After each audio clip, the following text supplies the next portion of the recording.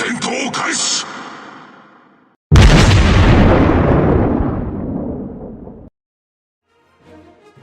it going, everybody? Pigbay here, PB for short, and today we're taking a look at the West Virginia, but also later on in this video, the Tromp with its airstrikes. This is going to be a little sneaky peeky double feature, so stick around. This is going to be a little bit of a longer video because of that. You literally have two matches back to back. Now West Virginia 41 is taken down to tier 6. Still have the same armament. The guns do about the same damage. They actually are pretty accurate. I mean, it's not showcasing right now, but trust me, the damage is very good. It's literally bringing those heavy hitting 406s down to tier 6, which means you get into tier 5 matches. Now, in all aspects, West Virginia 41 is weaker than the West Virginia, but it's also a tier lower. So it has worse health, worse time to full speed, worse gun range, but the damage and the reload are the same. Now, when I was testing this ship, I really enjoyed it. I really did. It's tier 6, so not to knock the people playing at tier 6. A lot of times those people are quite new to the game and don't understand things that they should be doing. People that just rush out. So I did have a bunch of games that I've lost because of that, and there's nothing you can do about that. But I still recommend this ship because it's probably coming out of Blitz Pass, if we had to guess. I mean, it's a tier 6 ship, so definitely worth it in my opinion for what the price is for a Blitz Pass. Now, as you guys can see, we don't get any ship skills. It's a very vanilla ship, but I would say it's still accurate enough, but not as accurate as West Virginia, though West Virginia does come with that precise aim, so you can't really bag on it. Still though, very, very accurate ship.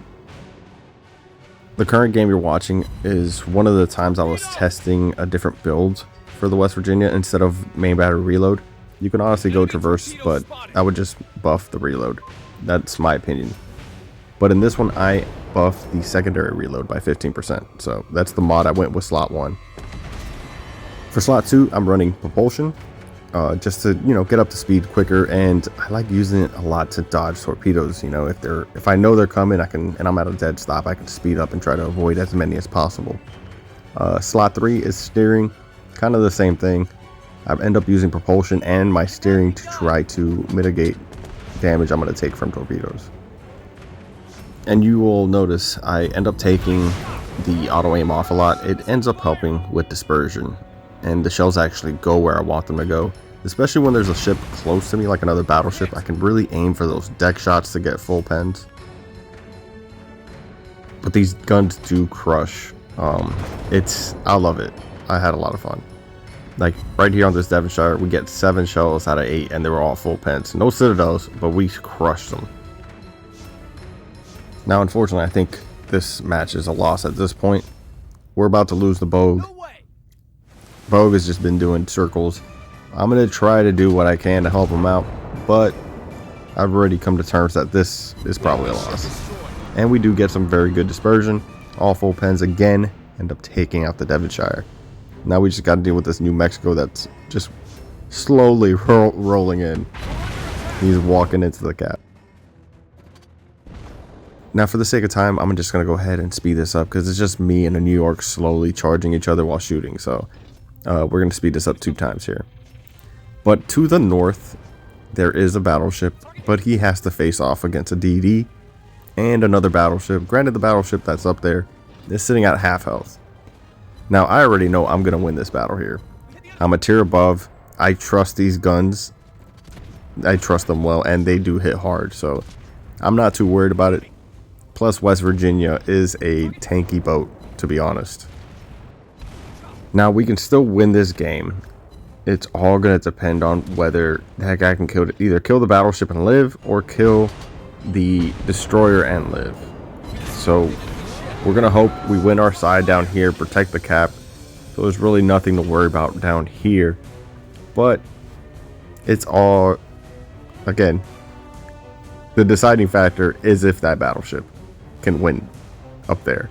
And he ends up taking on the Masuki, who honestly should not have been spotted. But again, it's low tier. Things like this happen.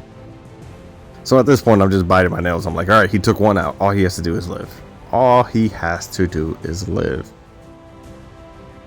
I'm slowly walking towards the two guys. I'm trying to catch a glimpse of the health to see who's going to win. And the New Mexico ends up taking them out, thus sealing the game. And we end up winning. 96,000 damage done. 2 kills. Great job to New Mexico. I didn't think he was going to pull it off. I'm going to be honest. Didn't think it was going to happen, but it happened. But honestly, guys, I do recommend this boat. I definitely want to get my hands on this and test it in div battles because I think it's going to be pretty strong. Now here we have a Netherlands premium DD at tier 10. The Tromp. Not the Trump, the Tromp. Now, again, like the Netherlands ships, you're going to have airstrikes. These airstrikes are actually pretty decent, I'm not going to lie. They hit hard, especially on a battleship. But as you guys can see in the opening salvos of this game, I use them to spot out the DD and start using my guns. And as you guys can see, these guns are pretty accurate at range. Now the caliber is 150s. You get 6 guns total, 2 turrets up front, 1 in the rear. But you also get access to torpedoes. I'm not going to say this thing's a torpedo, though the range for the torps are very good. You only get 3 per side, which helps if you're trying to get a flood. Like, they don't have the best flood chance, but it does happen, and you can get some nasty dot damage going. As my house makes weird wooden creaking noises, not terrifying at all. But anywho, you'd get 2 of these airstrikes in queue. So not like Groningen where it's 1, you get 2 in the tank. Now there's so many different ways you can kind of build this thing for. I decided to go with my final iteration. I am using the legendary commander, but I use armor piercing cap shell just because the AP is actually sneaky good.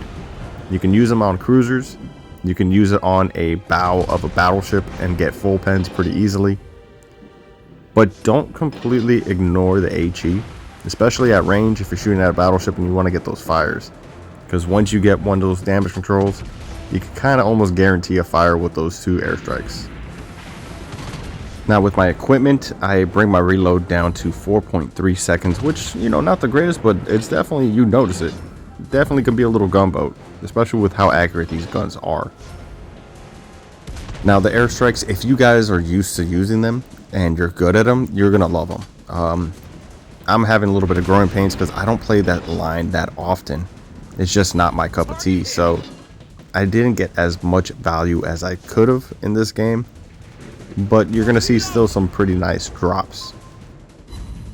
As we get about 25 bomb hits and 3 fires. Unfortunately, they're not permanent, but yeah, it's hella strong, to be honest. This thing really punishes battleships that are kind of stationary, especially. Now, we didn't talk about the fire chance for the guns. They're sitting about 6 seconds. So, as you guys see, we get a permanent fire right there. So, it kind of works out. Using the bombs and the HE, you can definitely get some good amount of damage doing those 2 in tandem. I'm just a sucker for AP. I love it. I love AP. Now, for the planes themselves, you get 6 per run, per bombing run. And those 6 planes have 8 bombs on them. Those bombs are sitting about a 6% fire chance, and then the planes reload in 36 seconds. So you can see where you can get a real good amount of fires going. But again, you're also equipped with torpedoes. So these torpedoes, they go about 9.98 kilometers. I'm just, you know what, 10 kilometers. They go 10 kilometers, all right? But they also have a 38-second reload on the torps. The only downside is you only get 3 per side. The flooding chance is not as good as you would think. It's only like 16%. But you could still get floods. Now, health-wise, she's sitting at about 23k. Definitely, it's kind of, I would say, middle of the road. It's no Elbing. Elbing sits at like 27, but Elbing has the most HP at that tier. Her concealment is actually really good. It's 5.4, and I believe that's taking into account the concealment mod that I'm running in slot 3. And what a great segue to run in. So slot 2 is going to be my propulsion that I love so much. And then slot 1, I'm going with main battery reload. Now I've played about 41 matches in this ship. That's way more than I normally play. It took me a bit to get a game that I felt satisfied with of showing. I wanted to show everything in one go. I'm talking about spotting DDs, the AP on DDs, the reload and how good it is, the fire starting for the guns, the torpedoes in action. You know, this thing has a lot of armament, like a lot of different ways to damage other ships. And it took me a bit where I can get games like that. Not saying that I did bad on those games, because in those 41 games, it's sitting at about a 70% win rate, 61,000 average damage, and like a 33% MVP rate. So I didn't do bad on it. It just, I wanted all those things in one video, because I planned on this being a double feature, and I really don't want to have a super long video. Now, as you guys can see, we pretty much tortured that GK with torps, bombs, HE shells, the works. We gave him the razzle dazzle. But we're winning, so I'm not going to push my luck. I'm just going to be, you know, nose in, firing AP, hitting what I can on the Elbing, getting bomb hits on the Vermont, you know, just to get that extra bit of damage, because why not? See, this is what I mean. I'm showcasing right now the AP onto the weak spots of the Vermont. Right there in the nose, we get 4 hits. Again, the guns are accurate.